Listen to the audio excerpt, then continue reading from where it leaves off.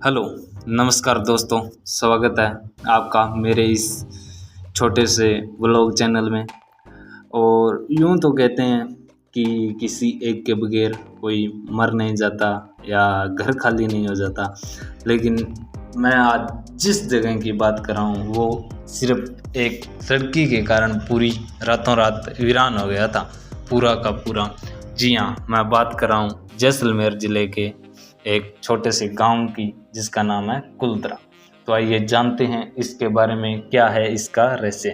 भारत की पारंपरिक ज़मीन में यूं तो ऐसे कई राज दफन हैं जो कई वर्षों या कहें सदियों बाद आज भी उसी तरह ताज़ा और अनसुलझे जितने पहले कभी हुआ करते थे।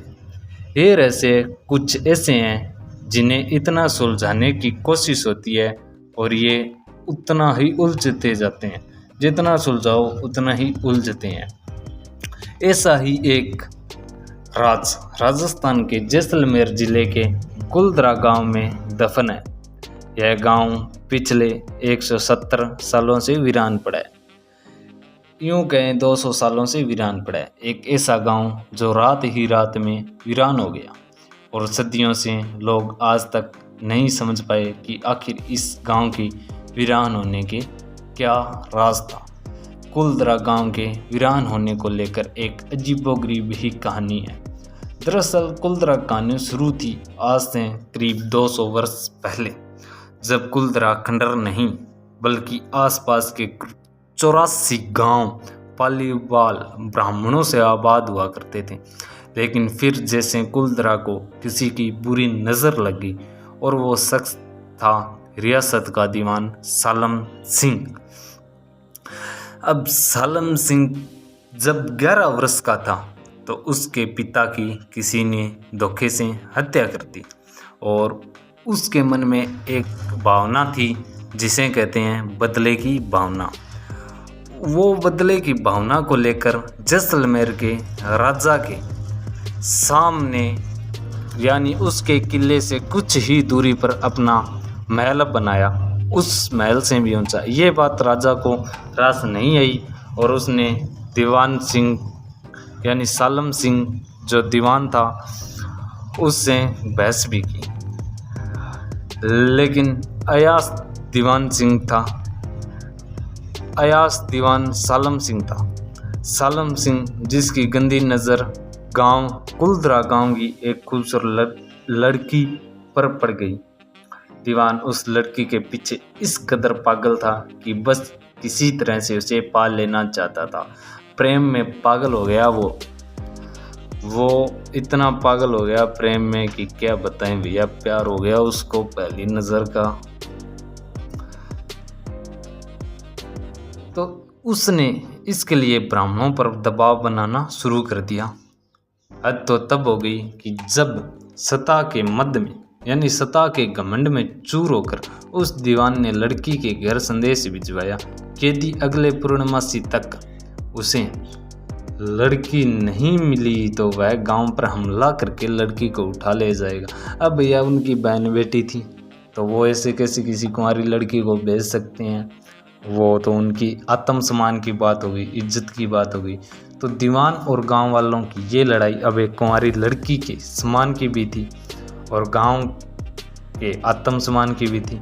गांव में एक मीटिंग बुलाई गई जो तकरीबन 5-6 दिन तक चली, जिस मीटिंग में 5000 से भी ज़्यादा ब्राह्मण परिवारों ने हिस्सा लिया और उन्होंने अपने आत्मसम्मान के लिए रियासत छोड़ने का फैसला ले लिया। कहा जाता है कि निर्णय लेने के लिए सभी 84 गांव वाले एक मंदिर पर इकट्ठा हो गए और पंचायतों ने फैसला किया कि कुछ भी हो जाए अपनी लड़की उस दीवान को नहीं देंगे। अब क्यों देते भैया, वो तो एकदम अयास था।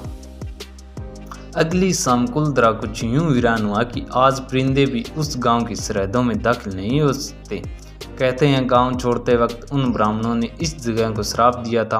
आपको बता दें कि बदलते वक्त के साथ 82 गांव तो दोबारा बन गए, या दोबारा वहाँ पर लोग निवास करने लग गए। लेकिन दो गांव कुलधरा और खाम्बा तमाम कोशिशों के बाद भी आज तक आबाद नहीं हुए। ये गांव अब भारतीय पुरातत्व विभाग के संरक्षण में है, जिसे दिन की रोशनी में यात्रियों के लिए, पर्यटकों के लिए खोल दिया जाता है। कहा जाता है कि यह गांव रूहानी ताकतों के कब्जे में है, यानी यहाँ पर भूतिया कुछ आत्माएं रहती है, कुछ ऐसा लोगों का मानना है। यहाँ तक कि कुछ पर्यटक गए थे, उनका भी मानना है कि यहाँ भूत वगैरह रहते हैं। किसी का मानना है कि यहाँ आत्माएं भटकती रहती है, तो कोई कहता है कि यहाँ पर किसी ने आत्माओं को देखा है। अब पता नहीं, यहाँ पर कुछ वो खजाना भी कटा हुआ है, हो सकता है उसको खजाने को पाने के लिए लोगों ने इधर उधर कुछ हवाएं उड़ा दी हों कि ऐसा है, ताकि इस गांव में कोई न जाए और आराम से वो खजाना भी निकाल सके। तो इसके बारे में ज़्यादा कुछ नहीं मालूम, लेकिन आगे भी मैं आपको बता दूं कि टूरिस्ट प्लेस में अब यह टूरिस्ट प्लेस में बदल चुका है। कुलधरा गांव घूमने आने वालों के मुताबिक यहाँ रहने वाले पालीवाल ब्राह्मणों की आहट है, यानी उनकी आवाज़ आज भी सुनाई देती है। उन्हें वहाँ हर पल ऐसा अनुभव होता है कि कोई आसपास चल रहा है। अब भूतिया गांव है या नहीं है, लेकिन लोगों का कहना है ऐसा कि बाजार के चहल पहल की आवाज़ें आती है। अब यह गांव था तो यहाँ बाजार कैसे हो सकता है, और बाजार की आवाज़ें कैसे आ सकती है, ये भी एक सवाल है। महिलाओं की बात करने और उनकी चूड़ियों और पायलों की आवाज़ हमेशा ही आती रहती है। प्रशासन ने इस गांव की सरहद पर एक फाटक बनवा दिया है, जिसके पार दिन में तो कोई सैलानी घूमने आते हैं, लेकिन रात में इस फाटक को पार करने की हिम्मत नहीं करता। और ऐसा भी कहा जाता है कि इस गांव के आसपास 2 किलोमीटर की बाउंड्री बनवाकर दीवारें निकाल दी गई है, ताकि कोई भी रात के समय में यहाँ न आ जा सके। और इसका एक मेन गेट रखा गया है, जिससे लोग यहाँ आते जाते रहते हैं। कुलधरा गांव में एक मंदिर है जो आज भी श्राप से मुक्त है, यानी उस मंदिर में कोई भी श्राप नहीं है। एक बावड़ी भी है जो उस समय पानी पीने के काम में आती थी। पानी का एकमात्र जरिया था वह बावड़ी, और एक खामोश गलियारे से उतरती कुछ सीढ़ियाँ भी है। कहते हैं कि शाम ढलने के बाद अक्सर यहाँ कुछ आवाज़ें सुनाई देती है।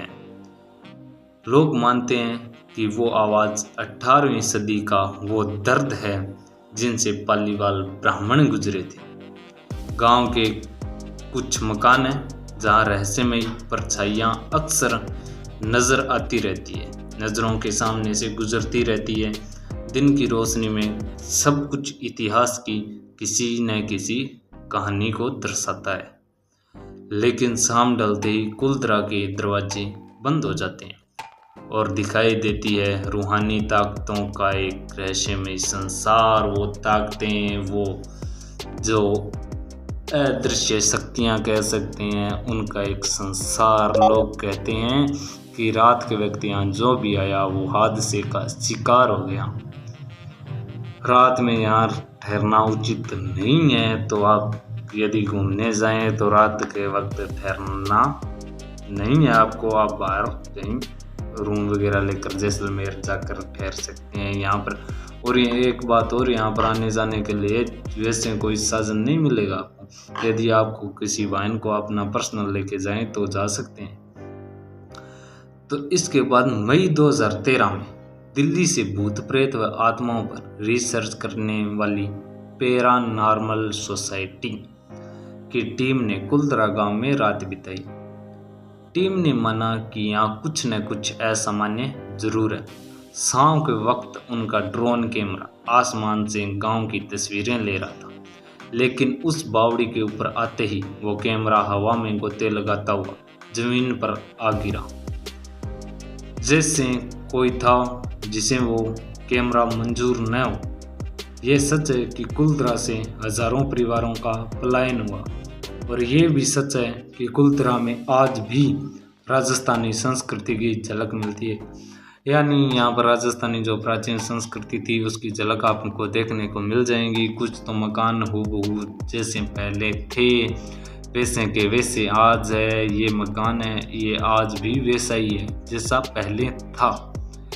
पैरानॉर्मल सोसाइटी के जो उपाध्यक्ष अंशुल शर्मा है, उन्होंने बताया कि हमारे पास एक डिवाइस है जिसका नाम घोस्ट बॉक्स यानी भूतों का बॉक्स है, जिसके माध्यम से हम ऐसी जगहों पर घूमने वाली आत्माओं से सवाल पूछते हैं।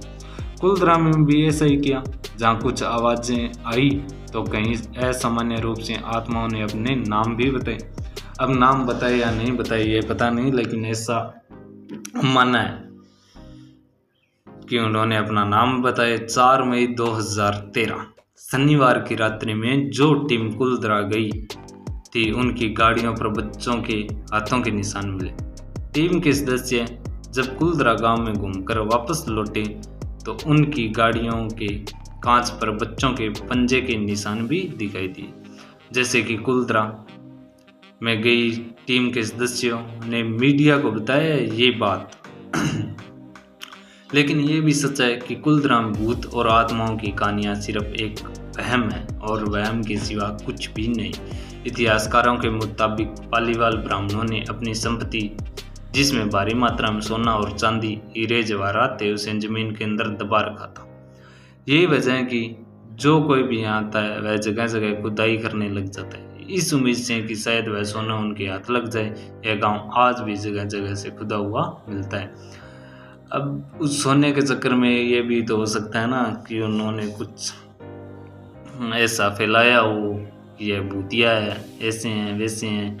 लेकिन अब मुझे इसके बारे में ज़्यादा कुछ तो मालूम नहीं है, लेकिन मेरे हिसाब से ये भूतिया नहीं है। आपको भी इसके बारे में कुछ पता हो तो आप भी बता सकते हैं। इस गांव को अगर मूल रूप से बसाया तो वो ब्राह्मणों द्वारा बसाया गया, जो पाली क्षेत्र से जैसलमेर आए थे।